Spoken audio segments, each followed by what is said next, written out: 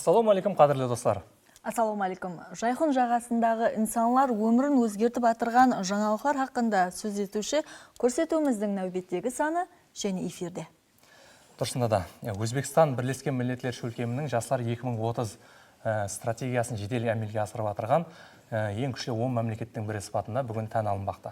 Әлбетте, ендігіден бұлай спортшыларды жетістіріп шығарған бірінші тренерлерге спортшылар һәм сайланды команда тренерлер үшін белгіленген қошаметлеудің 10%-ке шекемгі бөлегі сыйлық етіп беріледі.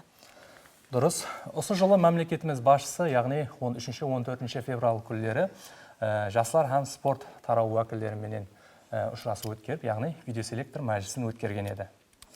Демек, бүгінгі көрсетуімізде жастарға тиесілі мемлекеттік саясат һәм спорт тарауындағы ләжлар, уазипалар хақында сөз етеміз. Әйне, бүгін жайқын жағалауларында осы тараулар бойынша әмелге асырылып атырған реформалар, нәтижелер һәмде алдағы режелер хақында танысамыз. Демек,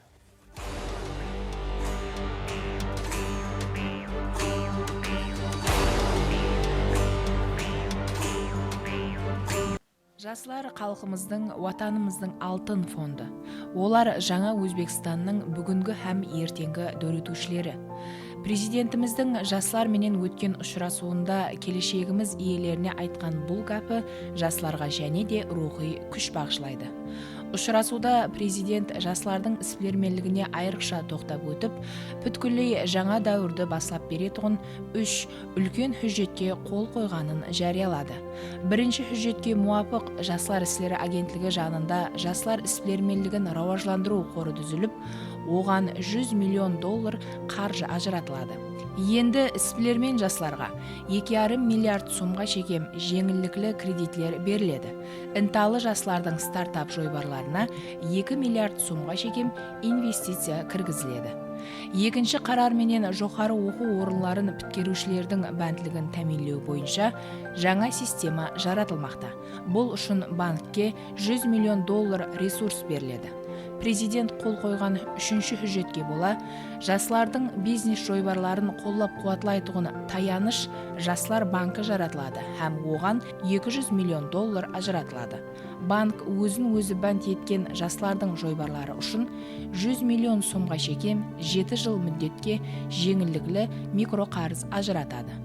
Бұл іспілермен жастарымызға өз жойбарларын әмелге асыруына және де кең мүмкіншілік жаратылды деген сөз. Бұл бағдарда жастарымыз қандай мақсатлерді өз алдына қоймақта. Осы ұшырасу davamında президентіміздің біз жастарға жаратып беріп отырған имканиятлары, оның біздерге қамқорлығы, біздерге беріп отырған қолап қуатлауына мен жүда тәсірлендім. Осы селекторда отырған кезімде мен өзімнің қол дәптеріме, күнделігіме бірталай бизнес планлар һәм стартап жойбарларды жазып қаралап алдым. Президентіміздің социал тарауларға ітібар қарату керектігі, хаял қызлардың жәмиеттегі орнын елі бекемлеу керектігі, бизнеспен, іспілермен хаялларды жетілістіруіміз керек деп айтқан сөздері менде үлкен бір мотивация пайда қылды. Һәм мен солардың ішінде жұмыс бабында жұмысшылардың ауырын жеңіл қылатуғын, һәм оның кәсіптік ауқамлар менен біргелікте істесуін елі де тәминлеу, және де оларды қызықтырып атырған, һәм оларды жауап таба алмай атырған сұрауларны беретұғын платформа істеп шығуды жаздым күнделігіме. Бұл күнделікте қараланып қалмау керек, оны әлбетте әмелге асыруымыз керек.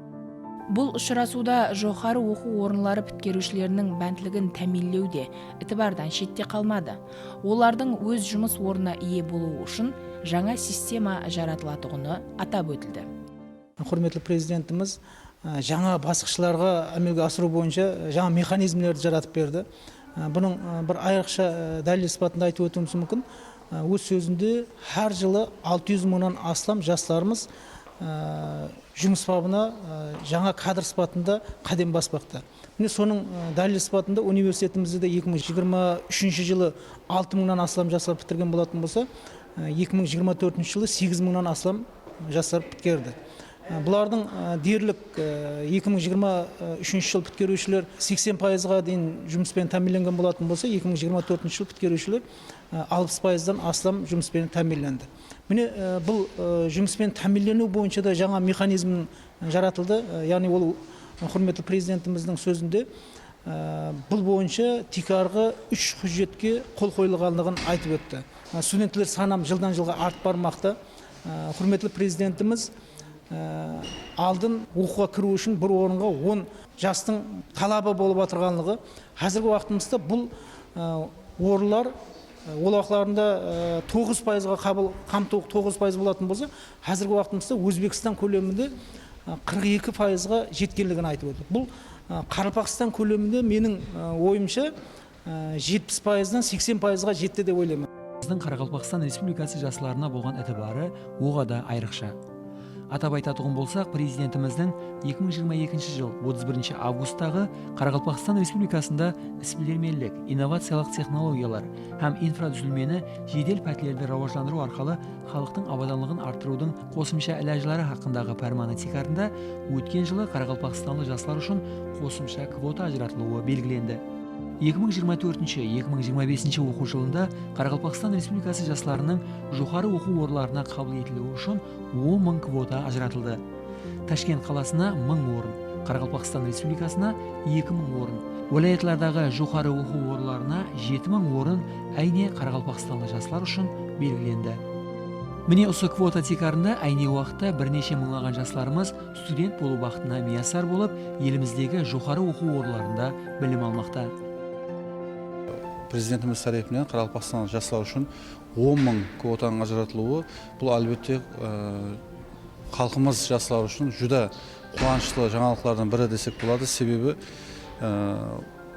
біздердің жастарымыз тек қана Қарақалпақстан, ямса пайтақтымыз Нүкіс қаласындағы жоғары оқу орындарында емес, ал бәлкі сол Өзбекстан көлемінде барлық вилаятлар үшін ажыратылған тиесілі квоталардың тикарында оқып отырғанлығы әлбетте біз үшін қуанышлы жағдай саналады. Не үшін деген уақытында ол жердегі барлық профессор, тәжірибелі профессор оқытушылардың мен бірге істесіп, олардан білім көлікпелерді алады. Сондай-ақ келешек үшін бекем қадам тастайды деп айтсақ болады.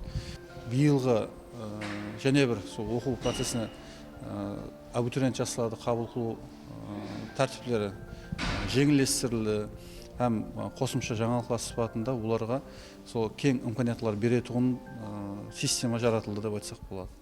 Нилуфар Өсербаева Бердақ атындағы Қарақалпақ мемлекеттік университетінің студенті. Ол қосымша квота тикарында өзі таңлаған кәсібіне теңдесілерімен бірге профессор оқытушылардан білім алып отырғанлығынан оға да қуанышлы. Дәслебінде оқуға кірген кезімде контракт болып кірген едім. Қазірде сол президентіміздің біздерге ажыратылған квотасы есебінде, грант есебінде оқуға түстім. Сол үшін президентімізге миннетарман. Қазір күнде сол біздердің үйіміздегі шаңырақ ағзаларымызда менде сол беріліп отырған квотаның есебінде біз қатты қуаныштымыз. Дәслебінде оқуға контракт болып кірген кезімде анам қарсылық білдірген. Үйімде өзімнің сіңлілерім көп болғаннан кейін мені контрактқа оқыту қиын болған. Біздерге ажыратылған квотаны ескеннен кейін мен оны дәслебінде есткен жоқ едім. Кейін анам соны естіп, сол күннен бері шаңырағымызға үлкен бір қуанышлы бір хабар болған. Бұнда